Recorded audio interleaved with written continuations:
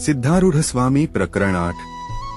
सिद्ध पुढे काही दिवसांनी गुरुची आज्ञा घेऊन महातीर्थे फिराव्यास निघाले, कारण त्या ठिकाणी महात्मे असतात व त्यांच्याशी संवाद करण्यास मिळावा अशी यांना इच्छा उत्पन्न झाली होती।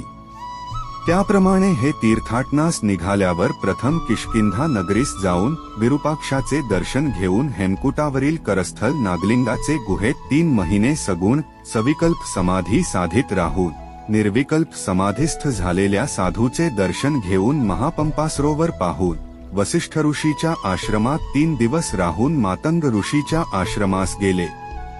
तेथून स्फटिकशिला नावाच्या तपोभूमीस गेले। तेथे 20 दिवसपर्यंत राहिले, पण क्षुधा तृषा वगैरेची बाधा झाली नाही। अखंड ब्रह्माकार प्रवाहधाराकार अविच्छिन्न तैलधाराकार वृत्ती राहिली। यावरून खरोखर ही तपोभूमी आहे असे समजून पुन्हा एक वेळ पंपा सरोवरावर येऊन मानस सरोवरात स्नान करून रामाच्या देवळात बसून चक्रतीर्थ पाहून वाली भंडार गावच्या रोखाने निघून त्यांनी चिंतामणी आश्रम पाहिला। तेथल्या महात्म्यांशी थोडा वेळ संभाषण करून त्याच्याशी आत्मविचार चालला असताना तेथे असलेल्या एका अधिकाऱ्याने आत्मा म्हणजे काय म्हणून विचारिले। तेव्हा शास्त्रज्ञ जाणणाऱ्या एकाने त्याला उत्तर दिले की मी अशी बुद्धी प्रत्येकाला आपल्या देहाविषयी असते, याकरिता देहच आत्मा। तेव्हा दुसरा म्हणाला, ज्ञानरूप शरीर आत्मा किंवा अज्ञानरूप शरीर आत्मा म्हणतोस? अज्ञानरूप शरीरच आत्मा असे मी म्हणतो। अज्ञप्तिरूप शरीर आत्मा असे म्हटले तर स्नान भोजन योग्य दिसत नाही असे उत्तर मिळाल्यावर पहिल्याचे तोंड बंद झाले। तेव्हा दुसरा म्हणाला, नित्यरूप आत्मा अज्ञप्तिरूप देहाहून भिन्न आहे। याकरिता हा नित्यरूप आत्मा गमनागमन करणारा किंवान करणारा असला पाहिजे। जर गमनागमन करणारा आहे म्हणाल तर त्याला त्रयावस्था कशा संभवतील? ज्ञानरूप आत्मा गमनागमन करणारा आहे असे मानिले तर वायू जडरूप असल्यामुळे त्या ठिकाणी सुखदुःख संभव नाही। याकरिता मनच आत्मा असावा। का म्हणाल तर मनाच्या ठिकाणी गमनागमन संभवते, त्याप्रमाणेच जाड्याचा अहंभावही संभवतो। सुखदुःखाचे ज्ञानही त्यास होते, म्हणून नच आत्मा म्हणावा। बौद्ध म्हणतो की करता नसताही मनोरूप करणही आत्मा होईल, कारण अहंबुद्धी ही सर्व कार्याला करता म्हणून लोक प्रसिद्धच आहे, म्हणून बुद्धीला आत्मा म्हणावे। भट्टाचार्य याचे शिष्य म्हणतात की निद्रेत बुद्धी लय पावते, म्हणून बुद्धी आत्मा नव्हे तर निद्रेत होणाऱ्या आनंदाला आत्मा म्हणावे।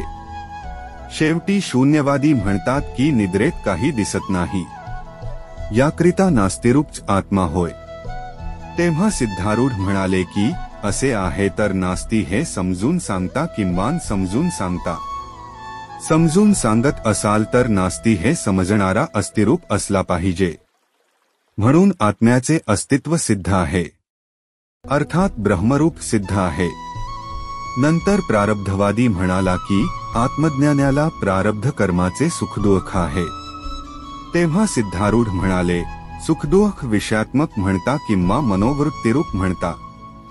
विषयात्मक असे त्यांनी कबूल केल्यावर आरूढ म्हणाले, तर मग सर्व मनुष्यास एकाच वेळी सर्व सुखदुःख झाले पाहिजे, तसे अद्यापर्यंत कधी झाले नाही व हे लोकांच्या अनुभवाच्या विरुद्ध आहे, म्हणून पहिले म्हणणे बरोबर नाही। आता दुसरे मानावे तर इष्टानिष्ट हे मनोवृत्तीरूप असल्यामुळे अनेक धर्मापासून त्याला सुखदुःख होऊ नये।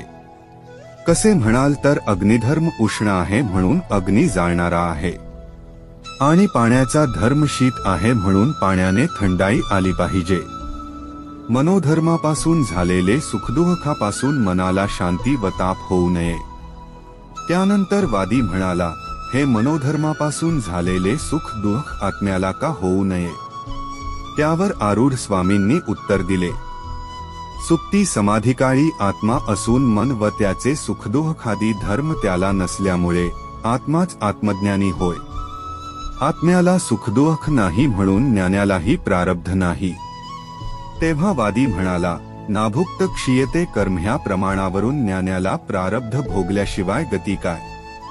आरूढ स्वामी म्हणाले, हे ज्ञानशून्य मनुष्याकरिता आहे। परंतु सिद्धा त्याला सांगण्याचे नव्हे.